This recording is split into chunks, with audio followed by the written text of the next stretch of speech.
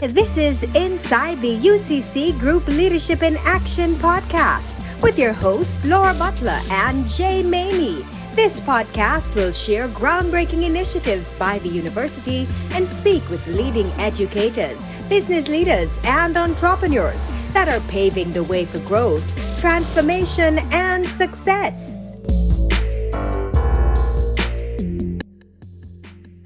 Welcome to the UCC Leadership in Action podcast. I'm Laura Butler. And I'm Jay Mamie. And Laura, I'm excited about today because we're going to interview one of the UCC honorary doctoral awardee, Leighton McKnight. Yes, indeed. In fact, Leighton McKnight is a territory leader for PwC Jamaica and also PwC Caribbean's leader for diversity, equity and inclusion, in addition to leading the regional consumer and industrial products and services industry sector. He is an assurance partner and the firm's markets leader. He's co-chair of the Independent Commission for the Judiciary, a former chair of the Government of Jamaica Audit Commission, and a former member of Parliamentary Integrity Commission.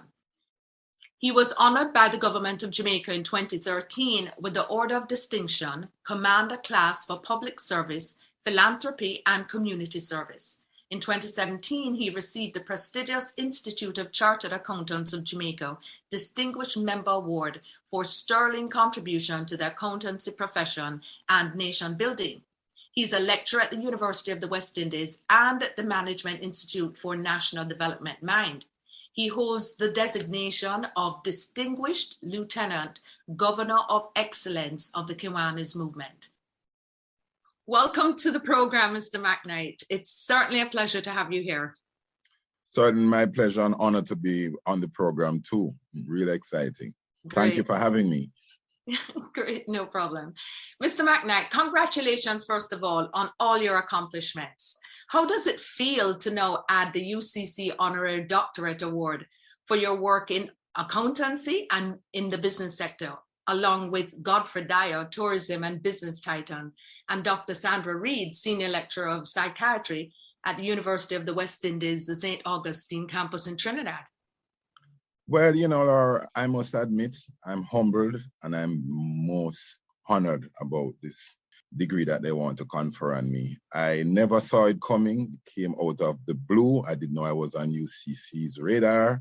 So when I heard, I was almost emotional. You mentioned the other two awardees. Again, I'm honored to be awarded with them. Godfrey Dyer, Honorable Godfrey Dyer, is a good friend of mine. Is somebody I look up to. We do a lot of work together in the Kiwanis movement. And, I don't know Dr. Sandra Reed that well, but I know friends of her, colleagues of her who speak very highly of her. So I'm definitely honored to be in that company. When I look at the past awardees list, I won't even go into the names. I say, well, wow, I never dreamt of this. So to put it mildly, I'm overwhelmed with the recognition. Oh, that is great. And you have another award coming up soon, the Eternal Father Award. Yes, that came out as a surprise too, in that I wasn't aware of that organization. One of my passion, most people know me, philanthropy. I like to assist children in need. I think that maybe I consider my greatest achievement in life, changing people's life for the better. That's what I do best. So they found out about my work with needy kids and wanted to honor me. So I said, okay. When I checked them out, I said, I'd accept. That's awesome. Yeah, Mr. McKnight, one of the things that I appreciate about you is not only you have a great sense of humor, but as you and I were having a chance to get to know each other better, you really appreciate the experiences that your father taught you. In fact, you were sharing with me some of his quotes and his sayings that you grew up around. So I could see why you would bring that into your life to teach others. But just to have some fun here, there were a couple of them that you mentioned earlier that I think are worthwhile sharing with our listeners. If you could share that before I ask you the serious question, I'd love to give your father some airtime here, even though he's no longer with us. But I think his message and obviously what he taught you could be learned by everybody. That's 2J. That's the person who has had the most singular effect on my life. My dad, he was an icon, a legend. So he had some very special quotes. As I said, he'd say things like, trouble, when it's not the button, it's the buttonhole. It's one of his. He had another one, he says, you're going overboard. Too far east is west. Right? You know, and he used to say, you're not going to teach me how to suck heck. I'm sucking egg long before you. So he had a number of little, sayings that you just get the message across instantly. And I've always cherished them. He was a man of discipline and integrity. I don't know anybody with my father's integrity. As I was saying to you, I was fired once in my life, working with my dad, holiday job, came late twice, and he dismissed me. Oh, wow. Okay. So your first boss was also your first firer. Yes. And many times, when I think of going anything, I just remember him. You know what I mean? So he's my constant motivator. He's not here. And there's a little thing I didn't explain about him, Jay, which I think is very important. So I had two fathers, right? My biological father, and then I went to live with my aunt and uncle-in-law when I was small, when my parents were migrating. So the father I'm talking about is not my biological father. He's actually my uncle-in-law. But I grew up with him as dad. And you could not tell him that I'm not his son. As a matter of fact, there are rifts between him and my biological father as to whose son this is, So, and I think that he was the first person who taught me that you could love a child who's not your biological child. Yes. And it had a significant influence on me. I mean, my father, my uncle-in-law, who I refer to as dad in this instance, he had other children, and none of them would say he loved any of them more than he loved me. And that love has really transpired into every area of your life, because you've got an impressive legacy in accounting and business, and we also know that you are obviously a passionate philanthropist. In fact, you open up your home to over 30 students on various stages of their educational experiences, ranging from GSAT to graduate school. What inspires you to make a decision to take on this hands-on approach where you actually open up your home to these students? Well, I mentioned my dad earlier, but it started a little more. My upbringing. I grew up, you're already saying that it takes a village to raise a child. Yes. I was raised by about 10 villages, okay? And, from an early age, I was taught to give back. Okay, I remember doing holidays with my grandmother when I was like 4 or 5 years old. And my grandmother had this habit of sharing our food. As kids, we used to like dumpling and used to like meat. And there was this man, his name was Mas Noel, poor man at the time, and he always would just turn up as soon as the food was about to be shared. It used to annoy us because my grandmother would now take a part of my meat and one of my dump and keep it to Mas Noel. And, little did I realize she was just teaching us to give back. It got to a time, and I remember we used to bite the dumpling so that she just cut the piece that was bitten and give him the other half because she was going to have her way. So I came up with a lot of love and care. I grew up in rural Jamaica, both in St. Mary, St. Anne, and St. James. And those rural villages, it wasn't like now. You know what I mean? Where your neighbor, I used to eat dinner at my neighbor's house, they eat dinner. It was just one communal grow up and just caring for each other.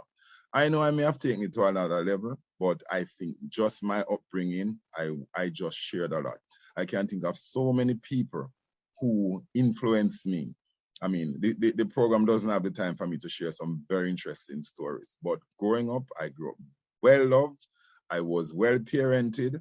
My father, who I spoke about, he had a lot of friends who were role models who guided me as a youngster when I attempted to go off. Because there were 1 or 2 times I almost went off course, I'm not gonna lie.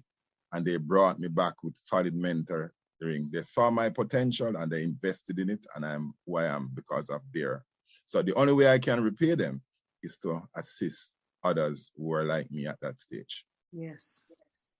What have been some of the successes that you've seen with some of these young people that you have influenced, and what can you share about what continues to inspire you beyond being inspired by them? What continues to motivate you to keep pushing these folks to do better? Boy, Jay, that's a book in itself. There's a peculiar thing with me in that a lot of what I do, people don't know because I'm a very confidential person. It relates to my kids, as I call it. You know what I mean?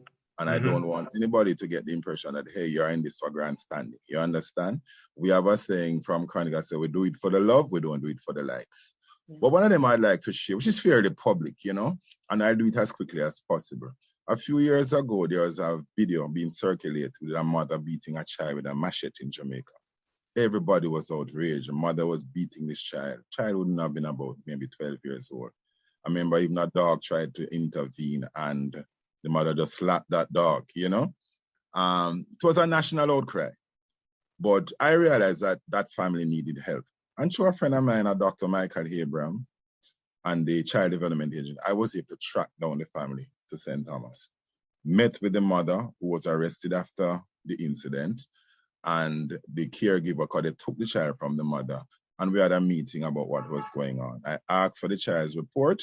I got the report, realized that the child was hardly attending school, was absent like 40 times for the last term. She was going to a high school in St. Thomas. She came like 18th, despite not going to school. I asked the mom what was going on. She said, you know, I have a lot of them. She's a twin, no father, and I'm having it hard. And I was just frustrated because she provoked me. The long and short, she never had any books and so on. I arranged to get books for her, and I told the mother I'd take over that child and send her to school. I started that, it was 2017, October. By February 2018, less than maybe a few months after, I got a WhatsApp text from that young lady saying, sir, I'm up at my school today's report day, and I'm happy to report that I've come first in my class and moving on to a better class. Wow. So I saw where intervention, for just a few months, the child moved, and that child graduated. She's now in sixth form. They came to look for me as recent as 2 weeks ago. So I've had a lot of experience in showing just what I look at intervention. I have several stories will make you cry if I'm to tell you them. But I just give you that one because that one was very public. And I'm saying I'm motivated because when you see the results, you know, I have some kids I've taken from inner city, now masters, both in law and other subjects, doctors. I don't know who that would motivate. So for me, I get the inspiration from seeing them succeeding. A friend of mine called me Midas because he said, Leighton, once you touch them, they turn good. Sometimes I say it's a bigger power than me because I don't think I have it within my realm to do all of that. But I'm telling you, a lot of people's lives have turned around to be top contributors to society. And that's motivating for me. Absolutely. And, you know, we hear your heart. It's obvious that philanthropy is really where, you know, your passion is. And thank you so much for sharing that story. I got a little teary-eyed myself on this end. Thank you so much. Well, Leighton, tell me, what are some of the challenges you have encountered in your industry and the world of business today? And can you share some possible solutions? Yeah, well, you know, I've been in the accounting field, you know, I've been at the top of it. I was president of the Institute of Chartered Accountants. I represented Jamaica at ACC in London. As an auditor, I have a lot of top clients. And there are many challenges, resource challenges, human resource challenges. One of the biggest things is facing us now. We are always faced with brain drain. Even at my company that I lead, you know, we train our people so well that they are very marketable. And in a very short time, they're off the UK, US, and all of that. I'll give you a story, you know. Once I said to my friend, you know, years ago, why we keep investing and keep training these people and they just leave? And he said to me, Leighton, can you imagine if you don't train them and they stay? That was perfect. Yes. Yeah, so true. Yeah, so, you know, that has been a challenge. But you know what, Jay and Laura, the pandemic has really shaped up everything and forced us to think outside the box, forced everybody to relook at their processes. The real big buzzword for everybody now is to go digital, okay? You have to digitalize your processes to do things in much less time with less resources. We have to think on all business. At PwC, we do surveys, global CEO surveys, and the order that is coming out right now, that people realize that we have to invest much more in technology to address a lot of the challenges that we are facing here. You know, some of it is inconvenient, especially for old school people, like the touchy-feely thing, but it's not working.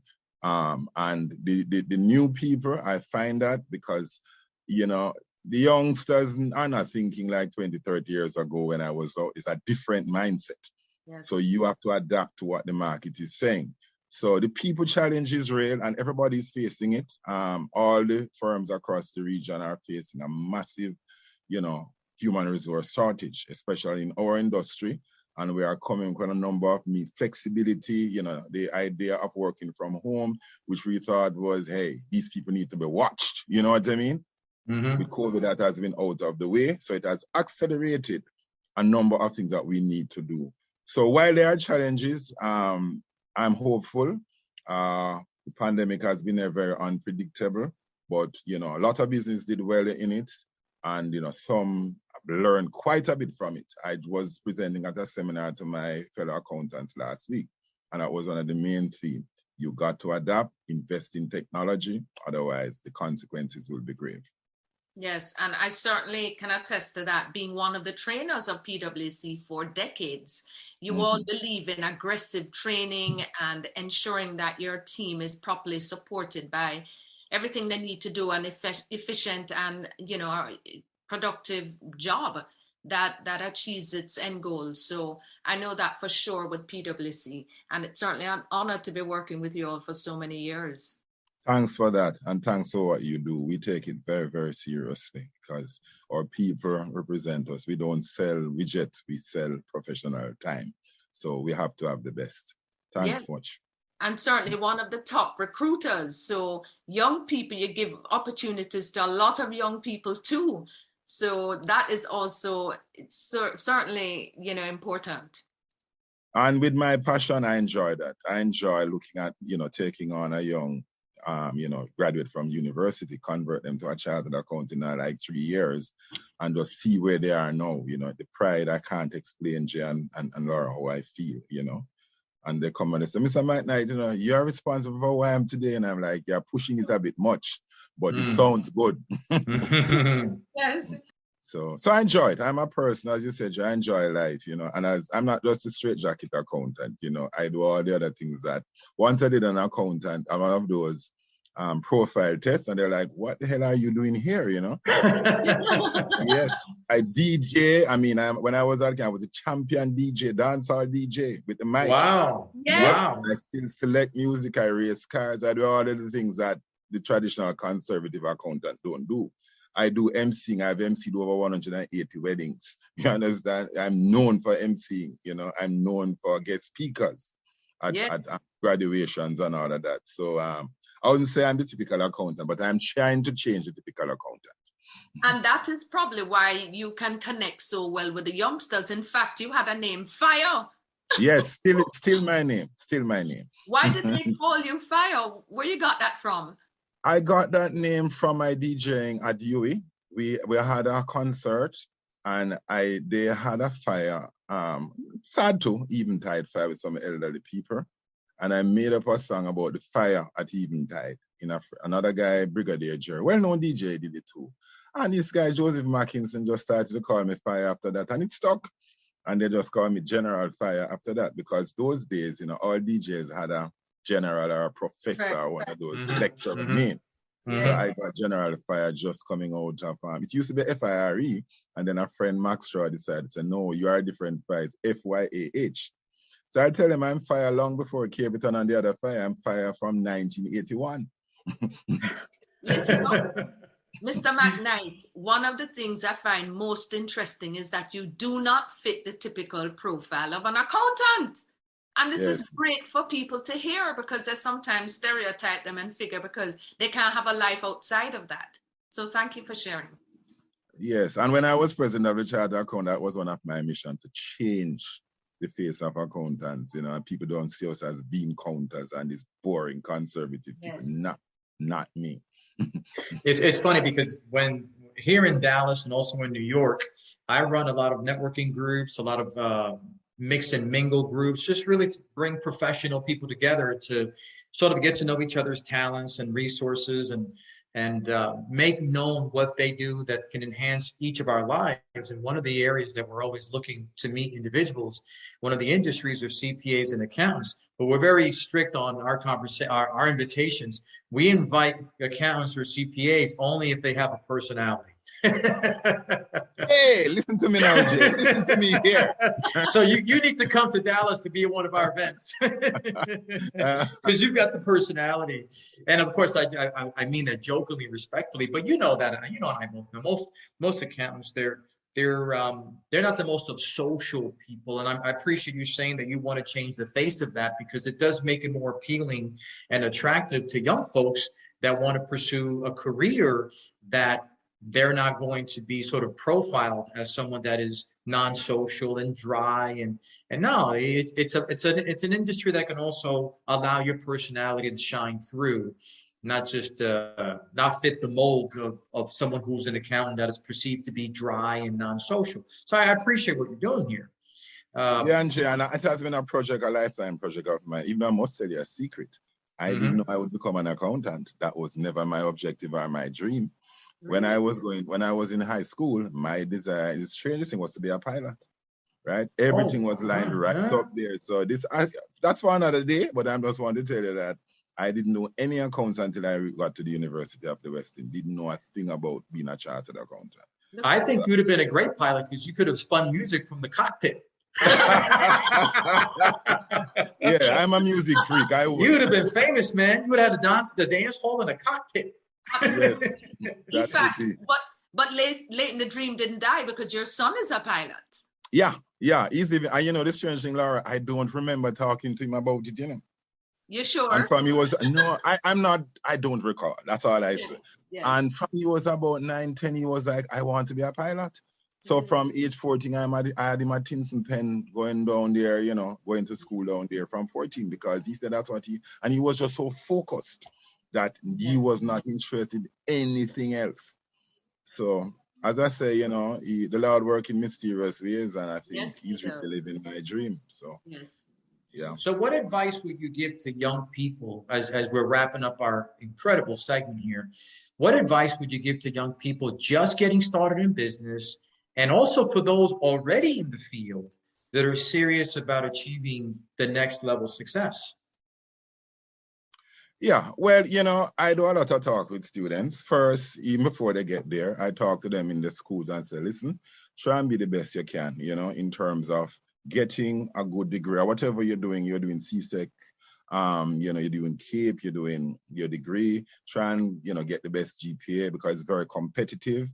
I said, 3 things to be successful for me: work hard at the syllabus, study, do all your practical, etc. 2, you must have good techniques. And 3, be mentally prepared, believe in yourself. So the 3 things: preparedness, exam technique, and also mental preparation in terms of that. When you choose a career, I said do as much research as you can. Choose a career first that you like, because you must be motivated to do it. Choose a career that you have the aptitude for. We can't be all things to all people. Don't tell me that you want to do medicine, but you're not good at biology or something like that. And the 3rd thing, choose a career that will afford you the standard of living that you choose, and that's a personal choice. You go in a career business to earn a living. All of us desire different standards of living. That's why some people go into the monastery or the convent, right? Because that's their choice. So you need to know what you want and go after it. I say mentorship consultation is very, very good. Use all the resources available to do research. Sometimes all that glitter is not gold, and there are sometimes that something that is not glittering that may be gold. So I say do your research, consult, get mentorship. That's one thing I've done. I've always had mentorship. I've had mentors that they don't even know that they're my mentor, but I use them, learn from other people, get help. I remember I was told a story about, and I gave it last week, of a little boy who was trying to lift up a stone. And his dad said to him, son, what are you trying to do? He said that I'm trying to lift the stone. And his father said, son, are you using all of your strength? And the little boy said, yes. And his dad said, no, you could not be using all your strength because I'm standing here and you have not asked me to assist. Okay? So I've always said to people, your physical strength is not what is in your body. reach out. Nobody's omnipotent. Get help, get direction, get guidance so that you don't have to make the same mistakes that people made. That's my suggestion. Absolutely. And don't be afraid to ask for help. That's another big one. You know? Exactly. You might get a bounce 1 or 2 times, but nothing wrong. It's you want to. They have a saying in Jamaica, it's me have raw meat, so it's me need the fire. So in other words, you need the help, and you're going to get some good people, bad people. I have a saying I like to say, all kind of people come and dance, okay? So you're not going to get standard. You're going to get people willing to help, and just go and ask, you know what I mean? And some may not be as, welcoming, but doesn't matter. You want to go where you want to go, and you use them as a stepping stone. So don't be afraid, get help, get guidance. Ask. This has been a fantastic interview, Laura. I've got to say, we've had many, many good interviews, but I got to tell you something, my newfound brother, man, Leighton McKnight, you are a man of honor. You're a man of integrity. You've got quite the resume, and I'm sure we could have spoken for hours and just continue to peel back your wisdom and knowledge. But we appreciate you being on the program and just dropping knowledge bomb after knowledge bomb. And I hope our audience certainly appreciates the time that you've taken and the lessons you've taught here in the last 30 minutes or so. Yes, thanks. And, I have my own saying. I've always said, if you are the same thing this year as you were last year, you have wasted a year. It's about continuous improvement. And I also say, any day you wake up without a problem or a challenge, you're dead. Right? So that's right. Challenges and things are just a part of life. So when the goings get tough, the tough get going. If it's going to be, it's up to me. Why me? Because I'm special and I'm capable. Excellent.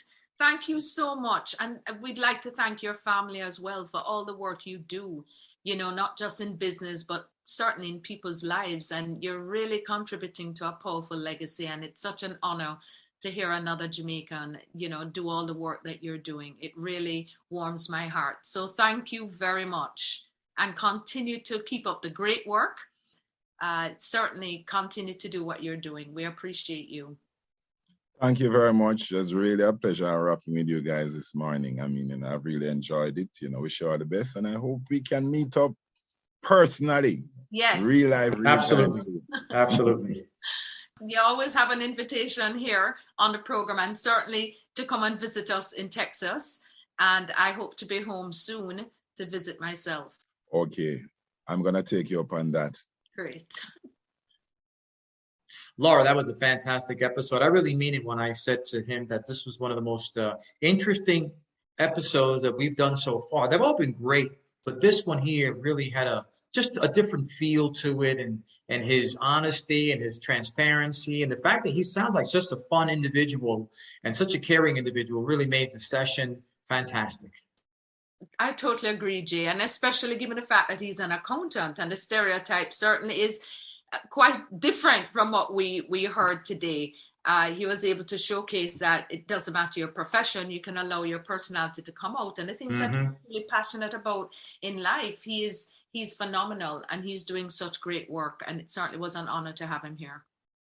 Sure it was. He's one of those individuals that you categorize as an impact maker.